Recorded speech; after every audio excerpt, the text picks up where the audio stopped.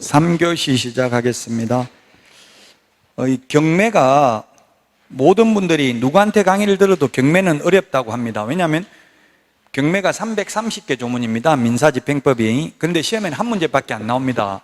그러니까 어느 학원이든지 이거는 1시간 안에 다 끝냅니다. 그러다 보니까 자세한 내용을 다 할 수는 없고 경매 부분은 기출문제 나왔던 거 위주로 볼 수밖에 없습니다.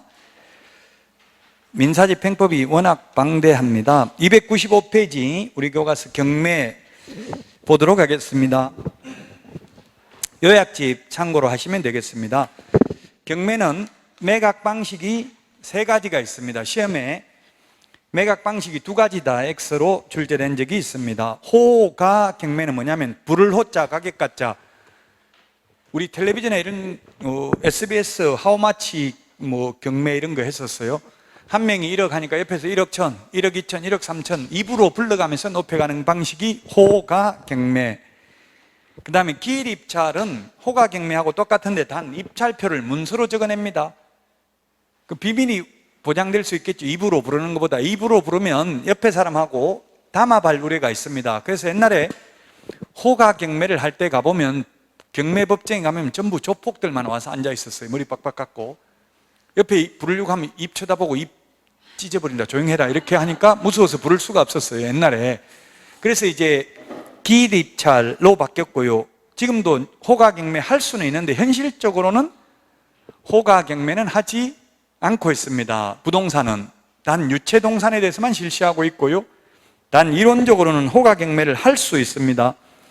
기간입찰은 입찰기간을 일주일 이상 한 달 범위 내에서 입찰기간을 주고 입찰기간 안에 입찰을 하게 해서 매각기를 정해서 매각하는 방식인데, 지금 현재 우리나라에서 경매 부동산에 대해서는 기일입찰, 기간입찰만 하고 있고 호가 경매를 하지 않고 있지만 이론적으로 할 수 있습니다. 할 수는 있는데 현재는 안 하고 있습니다. 시험에는 현재 하고 있느냐 안 하고 있느냐가 중요한 게 아니라 법조문에 있는 방식 3가지 방식 중에서 하나를 법원 마음대로 선택할 수 있습니다.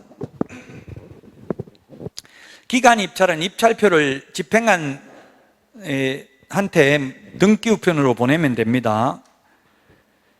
자, 그 다음에 2번 부동산에 대한 압류 효력은 채무자에게 경매 개시 결정이 송달된 때, 배달된 때 또는 그 결정이 등기된 때에 압류 효력이 발생합니다. 경매 절차가 치하되면 압류 효력도 소멸됩니다.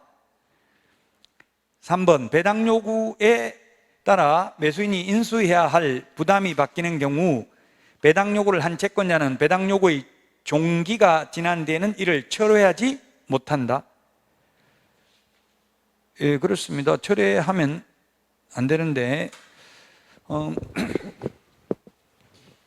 권리분석이 중요한데요. 경매에서는 권리분석이 중요한데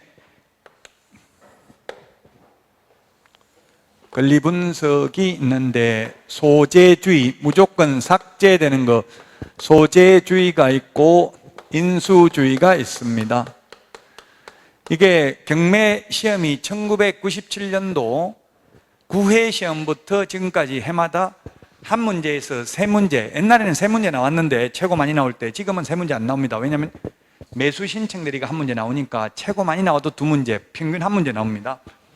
1997년에 처음 나왔습니다. 소재주의, 삭제주의, 말소주의.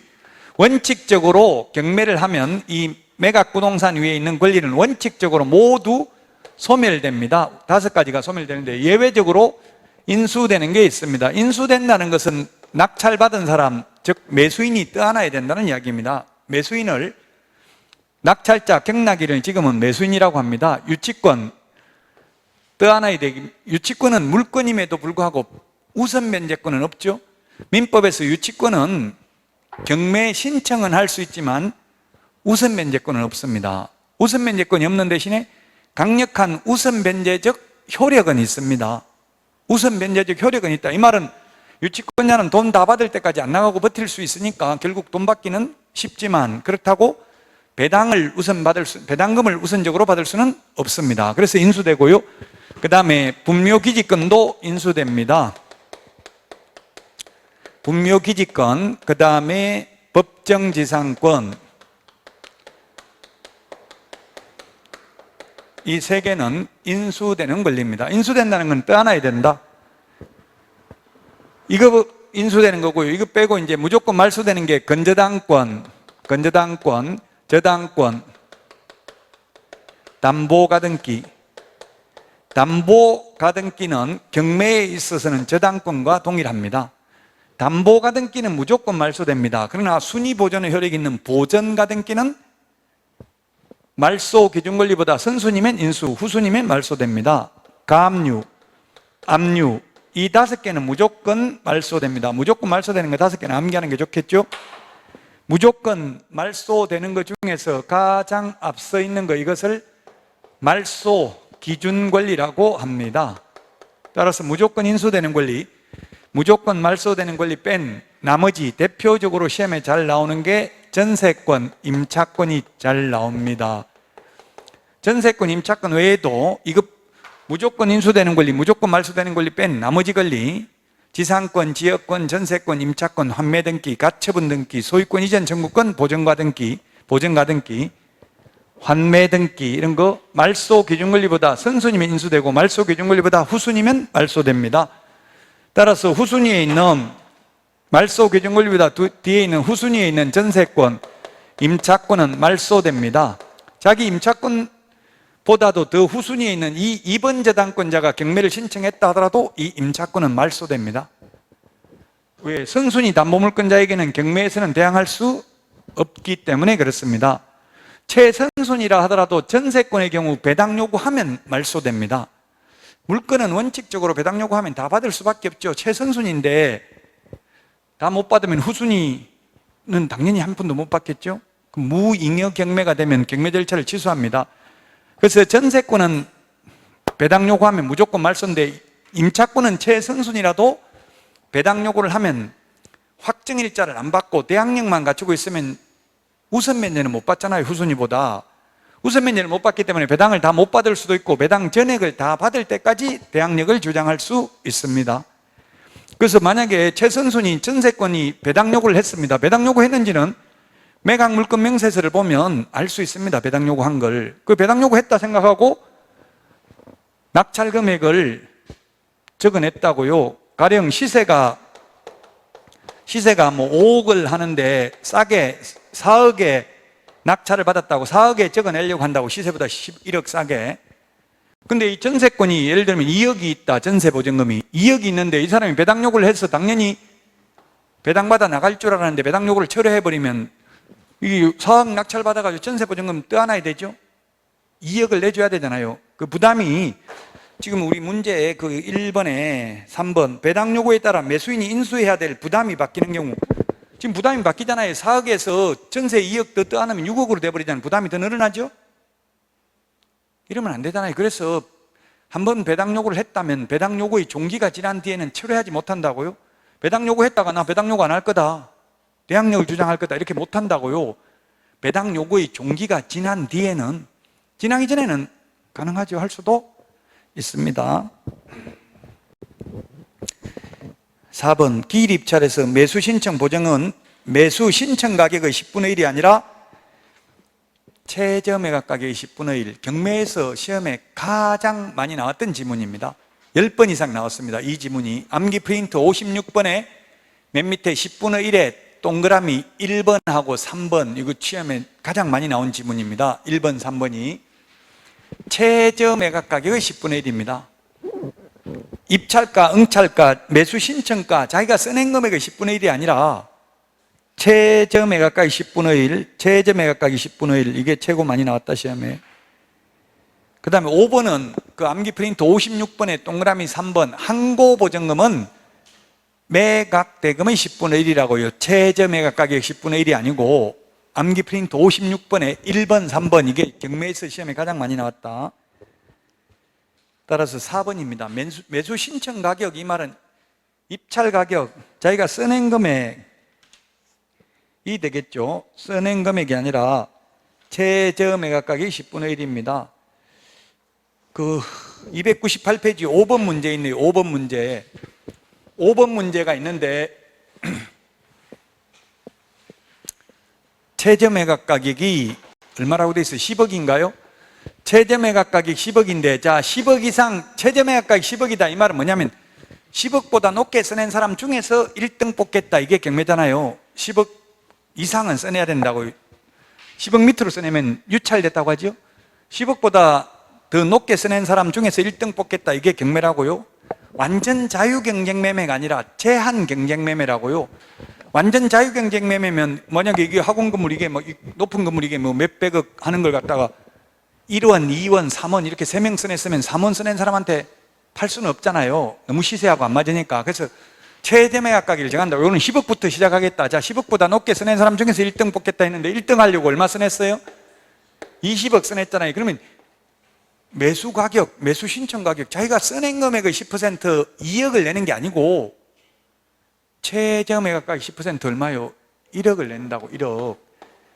1억을 내면 남은 잔금이 19억이네요.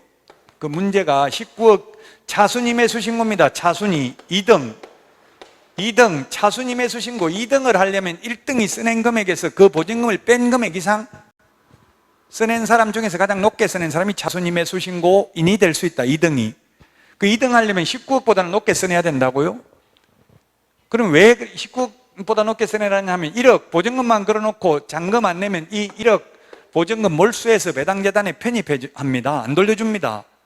안 돌려주고 2등한테 19억에 팔아도 두 개 합하면 1등에게 20억에 판 거나 마찬가지죠? 그래서 2등을 뽑아둔다고요. 만약에 잔금을 안 낼 걸 대비해서. 지금 뉴스에 보니까 박근혜 전 대통령 사저가 가로세로 연구소 강용석 변호사가 차순위 매수 신고인이더라고요. 2등 했더라고요. 감정가보다 3억 높게 써냈는데 2등 했다더라고요. 그 인터뷰 유튜브 채널에 왜 2등 차순위 매수 신고했냐 하니까 각하 나오시면 살 집은 있어야 되지 않겠냐 해서 사줄 모양이더라고요. 근데 1등이 보증금 안 내면 2등한테 돌아가겠죠? 1등은 누군지 모르겠는데 어쨌든 1등이 돈 못 내면 이제 2등한테 차순위 매수 신고 있는 게 기회가 돌아간다고요. 자, 그래서 5번은 답이 3번입니다. 19억입니다. 자, 그러면 다시 296페이지 1번 문제입니다. 매각 불허가 결정으로 인하여 다시 경매를 할 때는 최저 매각 가격을 상당히 저감하여 깎아준다. 보통 통상 20%, 인천의 경우에는 30%, 서울 경기는 20% 깎아줍니다. 법조문에는 20%, 30%라고 안 나와 있고 뭐라고 돼 있냐면 상당한 금액을 저감한다. 그 상당한 여부는 판사 재량입니다.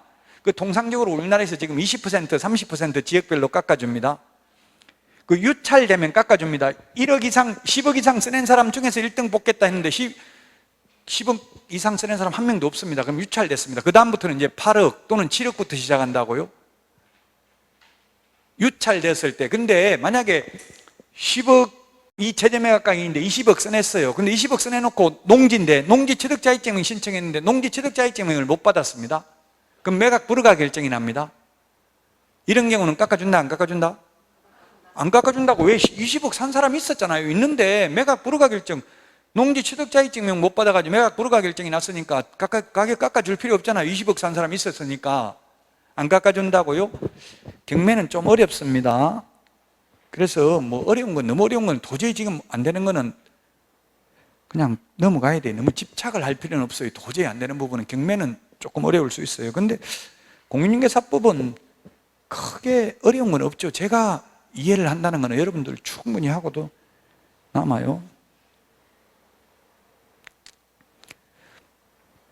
자, 그래서 1번 틀렸습니다. 안 깎아줍니다. 상당 금액 저감이라는 말은 깎아준다는 말이죠. 유찰되었을 때만 깎아준다. 자, 그 다음에 2번 배당 요구를 하여야 배당받을 수 있는 권리자는 압류 효력이 발생한 때부터 1개월 이내에 배당 요구를 해야 된다가 아니라 배당 요구의 종기까지 배당 요구를 해야 됩니다. 배당 요구의 종기까지. 종기는 마지막 길이죠.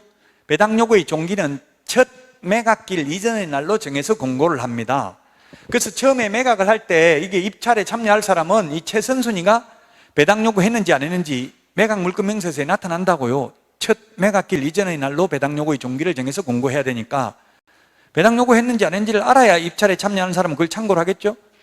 이 최선순위 임차권이 배당 요구 안 했다고 하면 이 사람 보증금 다 떠안을 각오를 해야 되잖아요. 그럼 가격이 떨어질 때까지 유찰될 때까지 입찰하면 안 되겠죠? 그래서 배당 요구 종기까지 배당 요구를 해야 됩니다.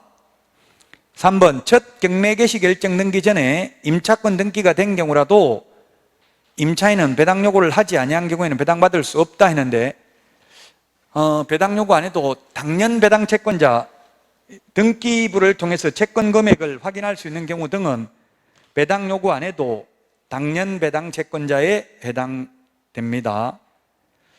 저당권, 건저당, 전세권 이런 거는 배당 요구 안 해도 됩니다. 근데 최우선 면제, 우리 요약집 199페이지 한번 보세요. 요약집 199페이지.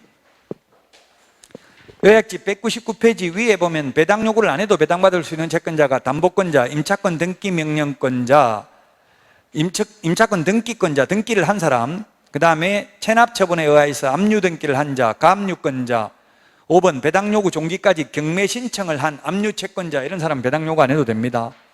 근데 배당 요구해야 받을 수 있는 게 집행력 있는 정본을 가진 채권자, 즉 승소 판결문을 받은 자, 2번 최우선 면제, 우선 면제, 그 다음에 근로자 최종 사물분 임금 채권 최우선 면제 받으려면 상법상 고용관계로 인한 채권이 있는 자, 경매 개시 결정 기입 등기 후에 가압류된 채권자, 국세 등의 교부권자, 국세, 세금, 국세청에서 교부 청구 하는 경우, 이런 경우는 배당 요구해야 받을 수 있습니다. 얼마인지 알 수가 없잖아요, 금액을. 시험에 해마다 나오는 파트는 아닙니다.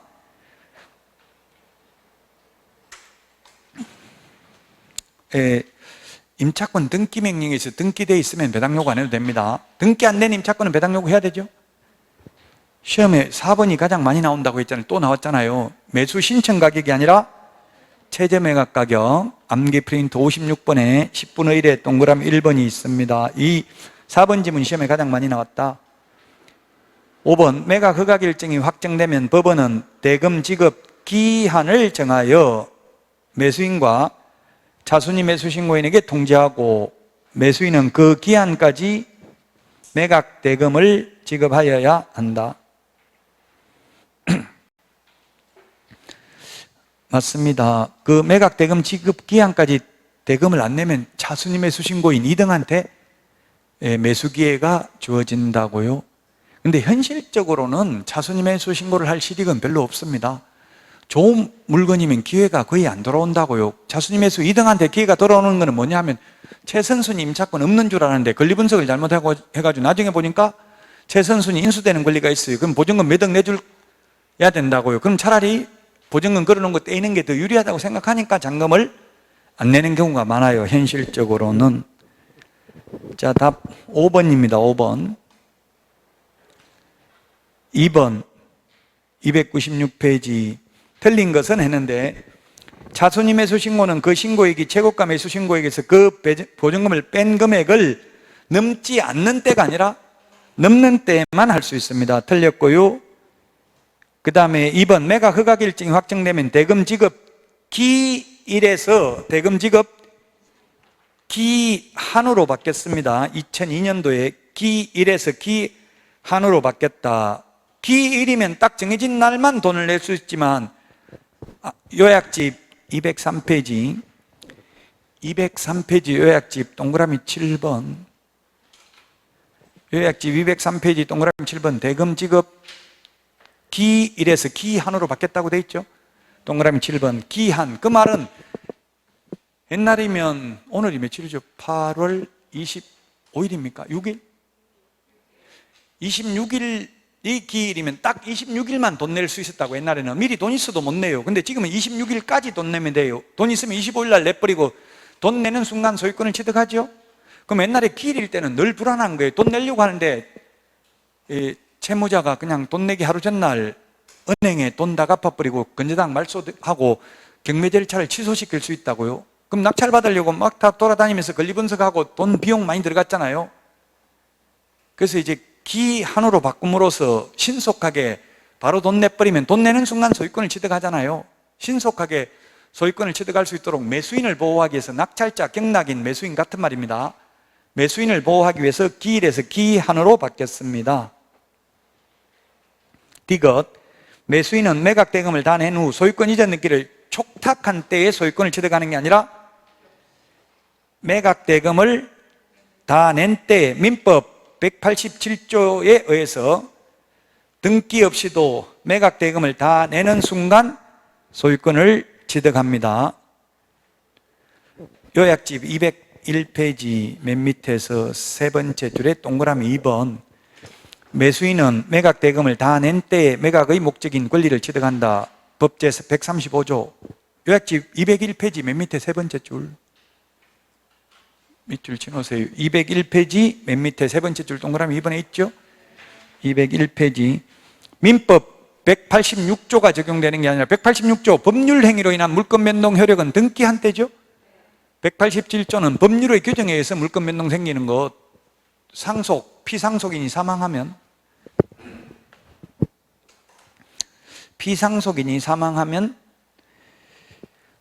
사망하는 순간 물권 변동 효력 생깁니다. 자, 그 다음에 리얼, 매각 부동산 위의 후순위 저당권자가 경매 신청을 하여 매각되어도 선순위 저당권은 매각으로 소멸하지 않는다 했는데, 무조건 소멸되는 것, 건저당, 저당권, 담보가등기, 압류, 가압류 이 5개는 무조건 순위와 상관없이 무조건 소멸. 나머지 권리는 말소 기준 권리보다 선순위면 소멸, 말소 기준 권리보다 후순위면, 비록 후순위 저당권자가 경매 신청해도 이거 소멸된다 했죠? 단 순위에 따른 배당은 후순위보다 먼저 받을 수 있겠죠, 확정일자 받았다면. 그렇지만 방은 빼줘야 된다. 자, 그래서 틀린 것 답 4번입니다. 하나, 둘, 셋. 다 틀렸네. 여기 다 틀렸죠? 자, 그 다음에 3번입니다. 3번. 297페이지. 틀린 것은 했는데, 1번. 경매 대상 부동산에 대한 압류의 효력은 경매 개시 결정 등기와 채무자 등에게 경매 개시의 송달 중에서 먼저 된 때에 발생합니다. 경매 개시 결정 등기를 하거나 채무자에게 송달되는 거, 송달, 배달, 보낼 송자죠. 보내가지고 도달한다 이 말이죠. 송달이라는 건. 맞습니다.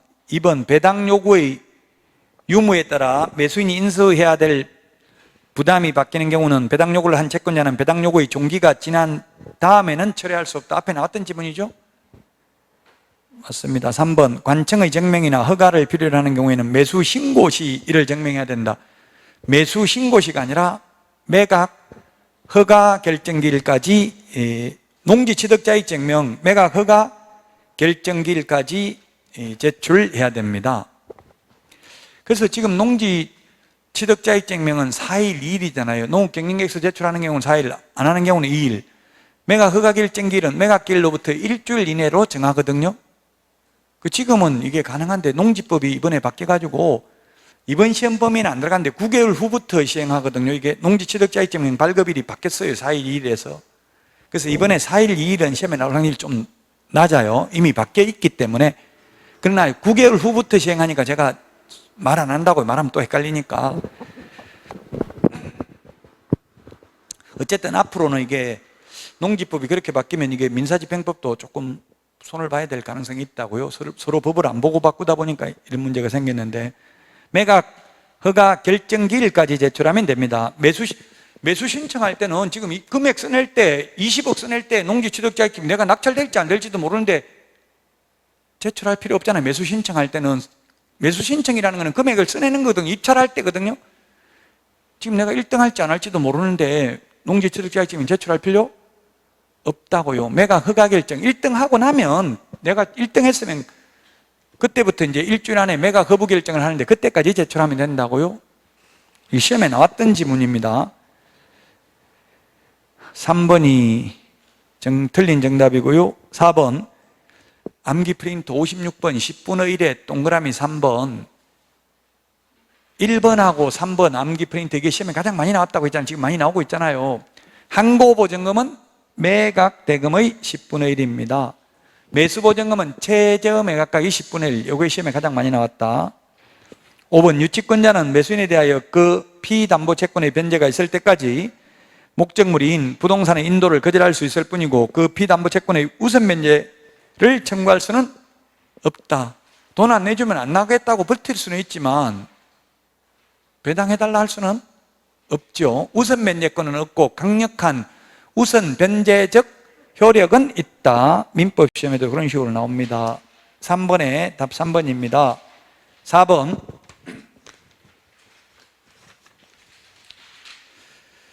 틀린 것은 했는데 경매 신청이 취하되면 압류 효력이 소멸합니다. 경매 신청 기입 등기되거나 또는 채무자에게 송달되면 압류 효력이 생긴다고 했습니다. 취하되면 압류 효력이 소멸됩니다. 취하는 우리 고소 취하, 신청한 사람이 포기하는 걸 취하라고 하죠. 2번 재매각 절차에서 종전 매수인도 매수 신청을 할 수 있다. 이게 틀렸습니다. 그게 무슨 말이냐면은 자, 이거 20억 써냈습니다. 최저매각가 10억인데 그럼 보증금만 걸어놓고 잔금을 안 내면 다시 하는 경매를 무슨 경매를 한다? 재매각.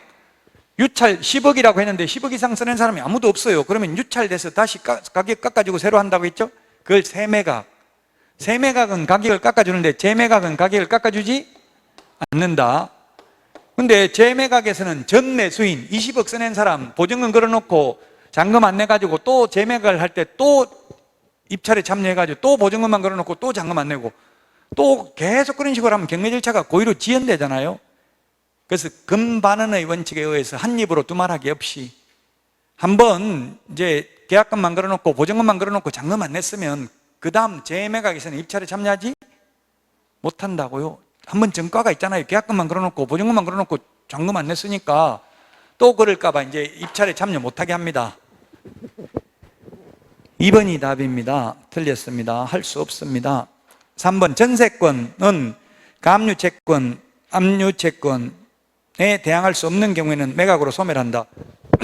이게 무슨 말이냐면 이게 말소 기준권리보다 후순위 전세권 요거는 소멸한다 이 말이죠. 말소 기준권리라는 말은 법조문에는 없는 표현입니다. 학자들이 쓰는 표현이에요. 그래서 말소 기준권리보다 밑에 있는 경우 이 말을 압류채권, 가압류채권에 대항할 수 없는 경우 이렇게 표현하고 있습니다. 소멸합니다. 4번 압류채권자의 우선하는 권리라도 저당권 등 매각으로 소멸하는 권리에 대항하지 못하면 매각으로 소멸한다. 지금 압류채권, 가압류채권보다는 먼저잖아요. 여기 있는 임차권이. 그렇지만 말소 기준권리보다 뒤에 있으면 소멸한다 이 말이죠. 이게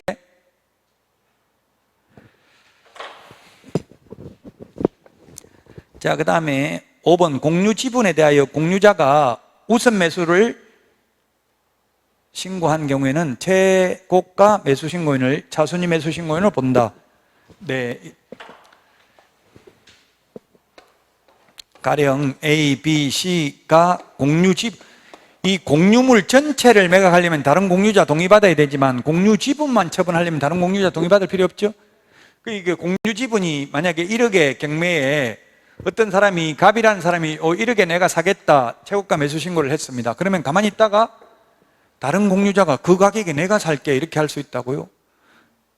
똑같은 가격에. 이런 제도를 둔 이유는 모르는 사람끼리 공유를 해가지고 서로 싸우는 것보다 평소 알고 있던 사람끼리 지분을 같이 나눠 갖도록 하려는 취지입니다. 그러면 1등 써낸 사람 1등 했는데 다른 사람이 다른 공유자가 사겠다고 하면 이 사람은 2등이 돼버려요. 자동으로. 그럼 만약에 다른 공유자들이 보증금만 걸어놓고 잔금 안 내면 이 사람한테 기회가 돌아오겠죠. 그러니까 현실적으로는 그래서 개업공개에서 이런 거는 빨리 차순위 매수 신고인의 지위를 포기해야 보증금이라도 돌려받지. 포기 안 하면은 1등 한 사람이 돈 다 낼 때까지 한 달 넘게 돈만 묶여 있고 돌려받지도 못하죠.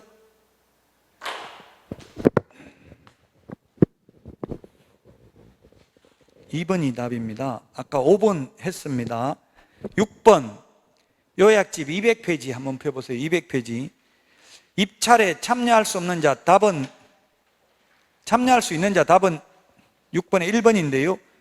채무자는 누굽니까? 채무자. 빚도 안 갚는 사람이 빚 안 갚아가지고 경매 넘어갔는데 내가 낙찰받을게.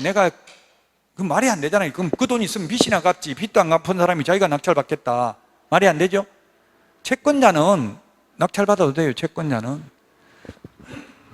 요약지 200페이지에 보면 그 박스 안에 입찰에 참여할 수 없는 자, 제한 능력자, 법정 대리인에 의해서만 가능하다. 강제경매의 경우 채무자, 소유자, 소유자가 물상보증인이죠. 민법에서 말하면 물상보증인, 채무자, 소유자, 강제의 경매의 경우 경매 입찰할 수 없습니다. 재매각에 있어서 전매수인, 디귿 그 밑줄 쳐놓으시고 좀 전에 문제 나왔잖아요. 그 다음에 이해관계인입니다. 리얼, 집행관 및 그 친족, 입찰 부동산을 평가한 감정인 및 그 친족, 경매법원을 구성하는 법관 및 그 법원의 직원, 경매 관련 유죄 판결을 받고 2년 미경과자, 이런 사람은 입찰에 참여할 수 없습니다. 시험에 잘 나오지는 않습니다. 근데 오늘 문제가 있기 때문에 한번 보는 겁니다. 마지막으로 입찰에 참여할 수 있는 자는 채권자, 담보권자, 제3취득자, 채무자의 가족, 물상보증인, 임의경매의 경우, 강제경매의 경우에는 물상보증인 안 됩니다. 임의경매는 물상보증인, 소유자 가능하다고요. 그 표 바로 밑에 있는 동그라미 2번 매수신청 보증금은 최저매각가액이 10분의 1, 이게 시험에 가장 많이 나왔다고요.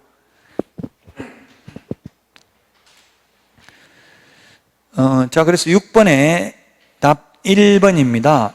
채권자는 입찰에 참여할 수 있지만 채무자는 빚쟁이가 빚도 안 갚고 자기가 낙찰받겠다 해가지고 오히려 싸게 낙찰받아서 돈 벌겠다.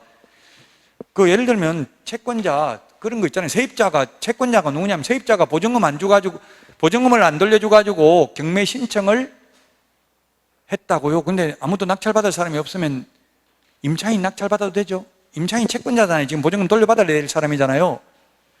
그러면 그런 채권자인 경우는 돈 받을 돈이 있으면 나중에 그 매각 대금 납부 안 하고 상계 신청을 해도 됩니다. 상계. 내가 받을 것만큼 빼고 나머지만 입금시킬게 이렇게 해도 된다고. 상계. 서로 상자, 계산할 계자 상계. 민법에 상계라는 말 하죠.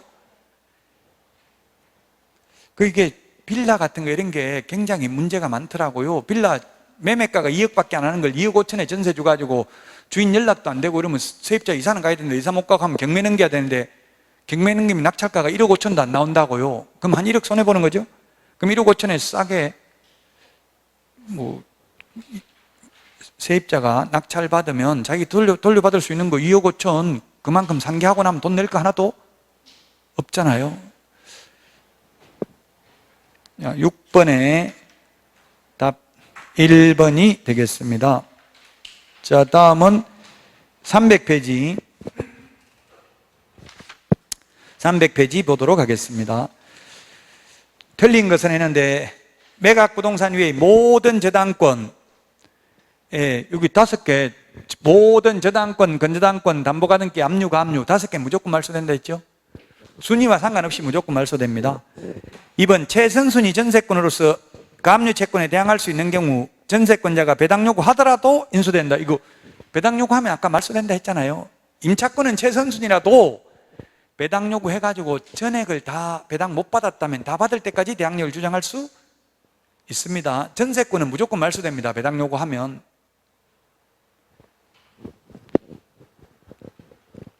2번이 답이네요. 지금 그 밑에 박스 이게 소재된 권리, 말소되는 권리, 인수되는 권리 이런 걸 적어 놓은 겁니다.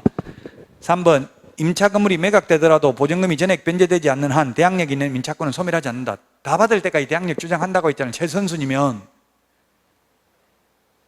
4번 압류 효력이 발생한 후에 압류 효력이 발생했다. 경매 신청 기입 등기됐다. 이 말이죠. 경매 목적물의 점유를 취득한 유치권자는 매수인에게 대항할 수 없다. 유치권이 인수되는데 무조건 단 유치권은 경매 신청 기입 등기 전까지 점유는 하고 있어야 됩니다. 유치권이 성립하려면 민법상 요건은 갖춰야 되잖아요. 점유해야 되고 그 물건에 관하여 생긴 채권이어야 되고 변제기가 들어야 되고 이런 민법상 요건이 있죠. 그럼 요건 갖추면 되는데 점유를 경매 신청 기입 등기 전까지, 즉 압류 효력이 발생할 때까지 점유하고 있지 않았다면 유치권 주장할 수 없다는 이야기입니다. 낙찰자 매수인에게.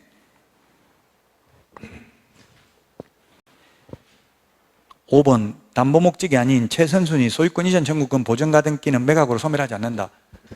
무조건 인수되는 권리, 무조건 말소되는 권리 뺀 지상권, 지역권, 전세권, 임차권, 환매 등기, 가처분 등기, 소유권 이전 청구권, 보전가등기 이런 거 인수된다고요. 말소 규정 권리보다 선순위면. 후순위면 말소되고요. 담보가등기는 저당권하고 똑같다고 했죠. 경매에서는 담보가등기는 무조건 소멸되는데 순위 보존의 효력이 있는 보전가등기는 최선순위면 인수됩니다. 후순위면 말소됩니다. 보전가등기도. 자, 그 다음에 7번 301페이지 7번. 가장 위험한 것은 이게 9회 때 1997년도 시험에 가장 위험하지 않는 것은 이렇게 시험에 나왔어요. 위험하다는 것은 뭡니까? 이거 인수되는 것, 떠안아야 되는 게 위험하잖아요. 무조건 말소되는 거 위험 안 하죠? 무조건 소재되는 거 다 없어지니까 깨끗하게 경매 넘어가면 없어지는 거는 위험하지 않잖아요. 그래서 건저당권, 저당권, 담보가등기, 압류, 가압류 아무리 많이 돼 있어도 안 위험하죠? 무조건 다 말소되니까. 근데 이런 거 유치권, 그러면 돈 많이 벌려면 경매할 때 위험한 걸 해야 돼요? 안전한 걸 해야 돼요? 내가 돈 많이 벌려면 위험한 거, 남한테 소개하고 소개만 받으려면 안전한 거 하고 소개만 많이 받는 게 낫겠죠? 괜히 위험한 거 했다가 잘못되면 원망만 듣잖아요. 학개론의 위험과 수익은 비례한다 이런 말 있죠? 그 위험한 게 망하든지 부자 되든지 둘 중에 하나는 한다고요. 자, 그럼 가장 위험한 거, 인수될 가능성이 있는 것 1번 등기부에 경매 신청한 후순위 건저당에 앞서 대항 요건을 갖춘 임차인이 있으나 선순위 저당권을 대위 변제한 경우, 좀 요 임차인이 있습니다. 이 임차인이 있는데 선순위가 있기 때문에 말소되잖아요. 근데 이걸 대위 변제해버렸다고, 대신 갚았다고요. 갚고 건저당 말소해버리면 순위가 올라가 버리죠. 자기 위에 아무것도 없어지잖아요. 대신 갚아버리고 채무를 갚아버리고 건저당 말소를 하면은 위험하죠. 대위 변제, 대신 갚아버리고 빚을 대신 갚고 자기가 순서가 위로 올라갔다고 밑에 원래 있었는데 그럼 자기가 최선순위잖아요. 위험하죠. 1번 위험하네요. 일단 그 다음에 2번은 건저당, 압류, 가압류 이건 무조건 말소되니까 안 위험하죠. 5개는 무조건 안 위험하다. 그 다음에 확정일자 받은 최선순위 임차권이 있지만 모두 배당 요구했다. 배당 요구를 했으면 지금 뭐 확정일자까지 받았다 했죠. 확정일자 받았으면 자기 후순위보다 먼저 받잖아요. 안 위험하죠? 확정일자를 안 받았다면 좀 위험하잖아요. 이게 배당 다 못 받으면 다 받을 때까지 인수되는데 확정일자 받았다면 후순위보다는 먼저 받잖아요. 확정일자 받았으니까 좀 안 위험하고요. 배당 요구 다 했으니까 4번 등기부에 경매 신청을 한 2순위 가압류에 앞서 배당 요구를 한 전세권이 있는 경우 최선순위라도 전세권은 배당 요구하면 말소되니까 안 위험하다고요. 5번 등기부에 선순위로 담보가등기가 있는 경우, 담보가등기는 무조건 말소된다고 했죠. 저당권, 담보가등기, 압류, 가압류는 안 위험합니다. 답 1번입니다. 대신 갚아버리고 순위가 올라가면 후순위였는데 대신 안 갚으면 건저당이 있기 때문에 당 빼야 되죠. 말소되죠. 갚고 건저당 말소해버리면 저희가 최고 선순위잖아요. 대신 변제하고 대신 갚고. 1번이고요. 8번 2021년 3월 3일 갑의 저당권 채권 금액 1억이 설정되어 있고 동년 4월 4일 전입신고를 하여 확정일자를 받지 않은 확정일자를 받지 아니한 미등기 소액 임차인이 보증금 1억에 거주하고 있으며 5월 5일 병의 저당권 1억이 설정되어 있다. 아파트가 2억에 경매됐다.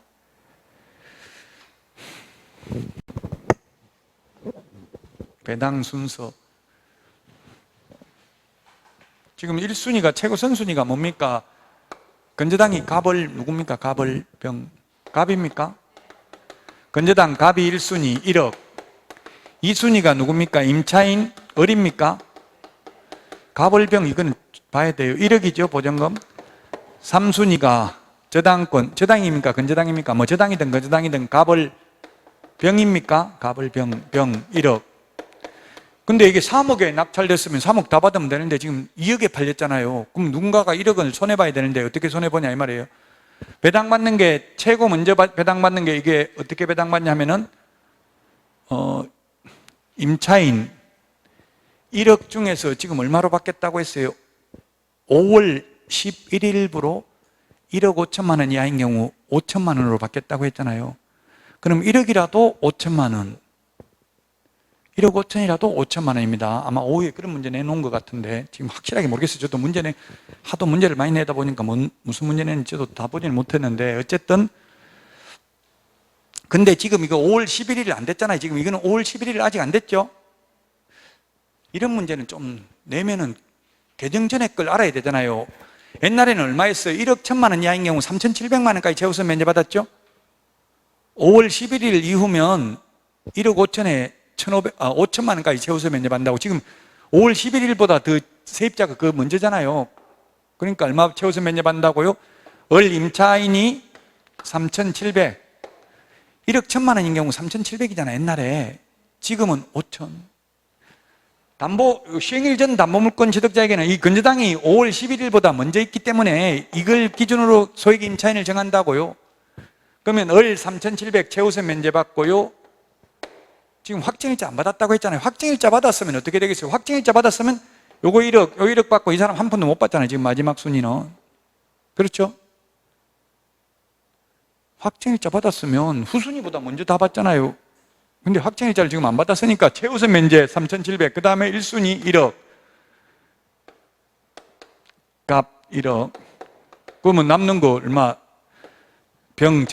저당권 얼마 남았죠? 이게 6,300 이렇게 배당받죠. 3번이 틀렸네요. 3번 전액 다 최우선 면제는 못 받잖아요. 만약에 다음에 문제 이것도 제가 그럼 응용해가지고 한번 내보겠습니다. 5월 11일 이후에 건저당이 설정됐다면 5천 최우선 면제 받는다고. 5천만 원. 그 전에 건저당이 설정됐기 때문에 시행일 전 담보물권 취득자에게는 종전규정을 적용한다고요. 3번 어른 3,700만 원 최우선 면제 받는다고요. 임차권 배당 요구 해야 되죠. 등기돼 있으면 배당 요구 안 해도 된다 했죠. 답 3번입니다. 자, 여기까지 하고 잠시 화장실만 갔다가 바로 5분 후에 302페이지부터 하도록 하겠습니다.